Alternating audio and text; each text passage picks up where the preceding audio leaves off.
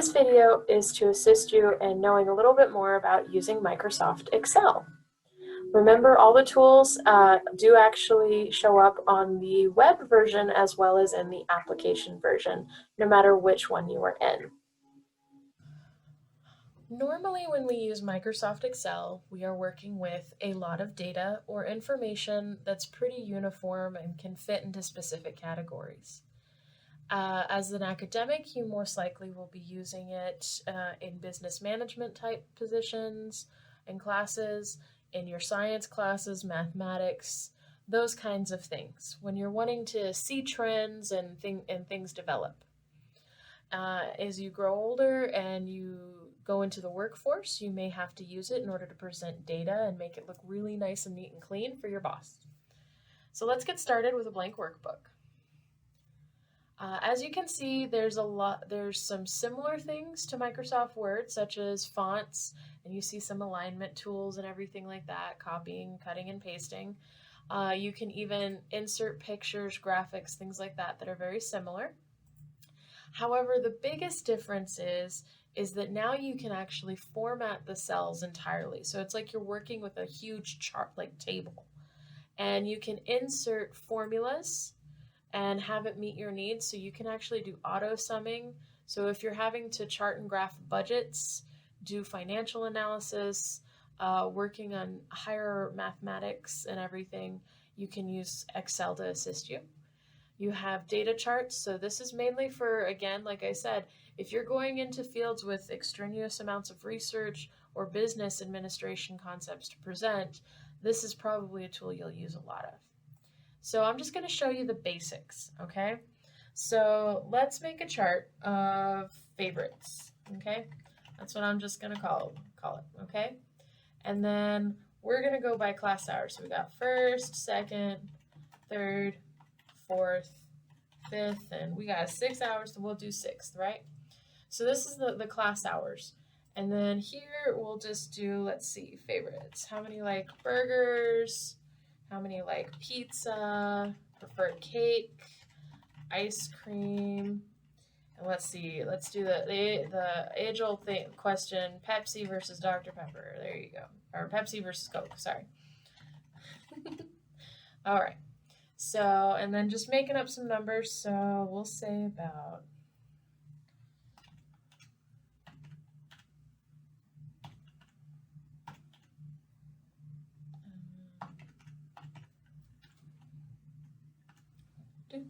and see, you can kind of go through. I'm using my arrow keys and to type in my numbers very quickly. You can also use the tab button to move things over as you need.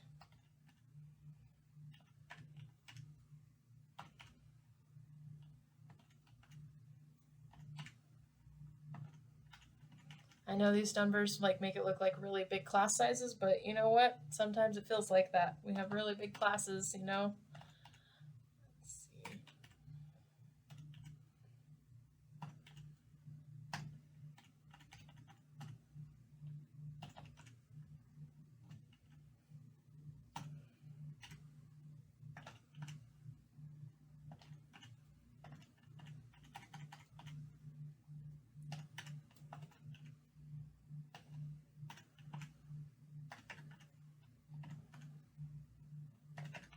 Like I said, I'm just using some bogus numbers just so I can show you some of the stuff you can do with the chart. Okay, so I've created a basic chart that I can manipulate. Now, because this is favorites and it's a fairly sized chart, if you select all the cells up at the top, including the one you had the word in, you can actually merge them and center them by clicking this button up here up in alignment. See, it even pops up merge and center.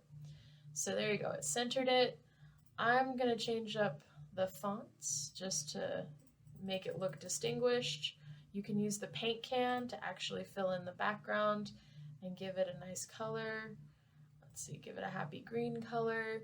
You can do the same thing for these right here. You can give them their own color and everything like that. And the same for the data right here on this chart. Let's see, there you go. Okay, you can also even select it.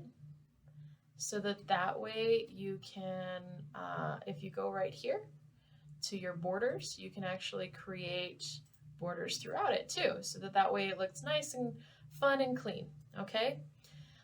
If I was actually typing words and say went over, you can actually, here, I'll do it right here.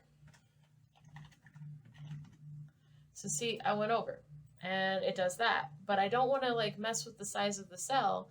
You can do text wrapping up in alignment. If you do click on wrap text, you can also change the direction you have these go. So let's say you would prefer them to kind of go up in that angle, see? So there you go. It changes the direction of the chart entirely. So see how you can make your chart as dynamic as you wish it to be. Right now it has all these right here. Up in the alignment section, you can actually have them move to different methods. You can have them, if they were like taking up space, you could do bottom alignment.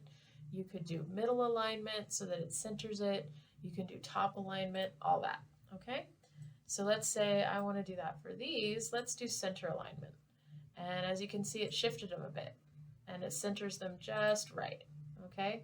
If that's what you want. All right, so some other buttons. When you're dealing with numbers, if you're dealing with finances, you can actually change up what you're dealing with.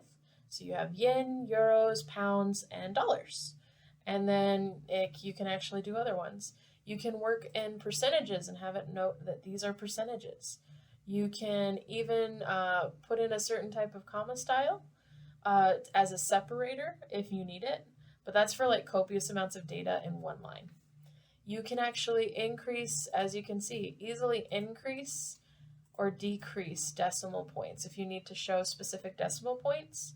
And let's say if this was like 18.5 and you don't want this to be the odd man out, so since it has a decimal, you're going to make sure all of them in that row have a decimal. So that way they align. Okay? And as you can see, it keeps the numbers aligning completely. All right, so you can manipulate your numbers as you need them. You can even format your table. You can look into cell styles, whatever you need to do in order to focus on it.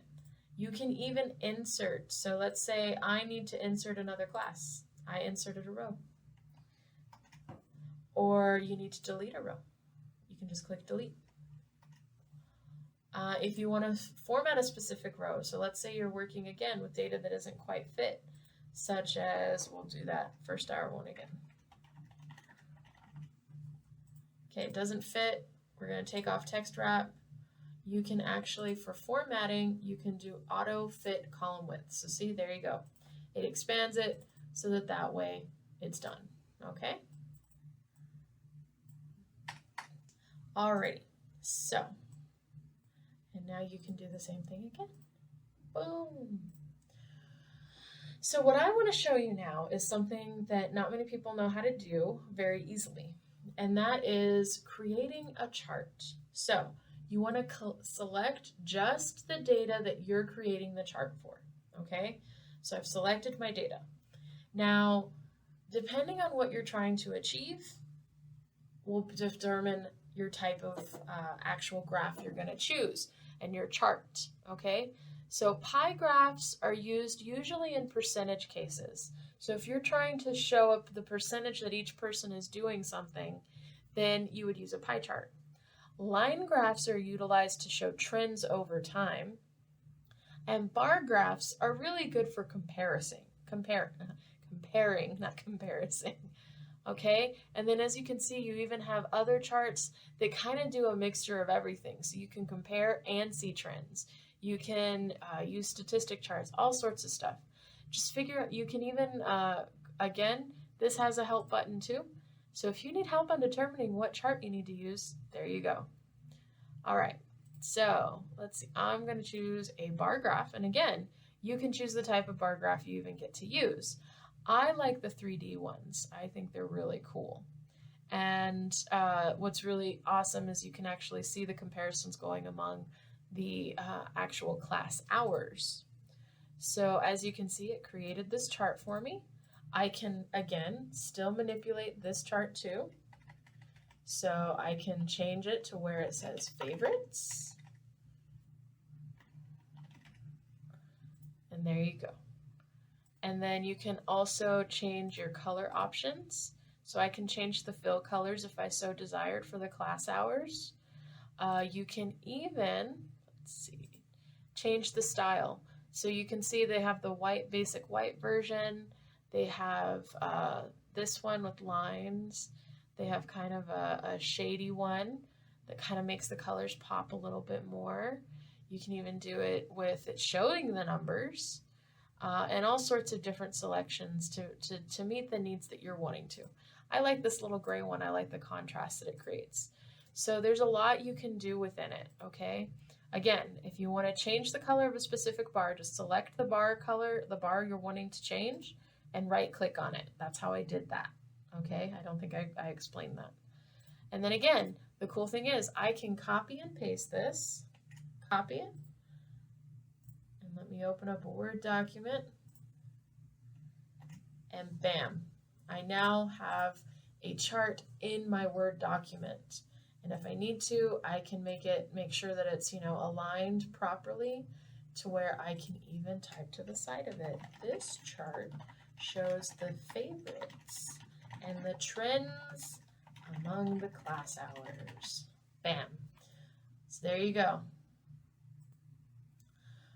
This is just one of many ways you can utilize Microsoft Excel. Again, if you need anything, like you have a question, please feel free to use that help button.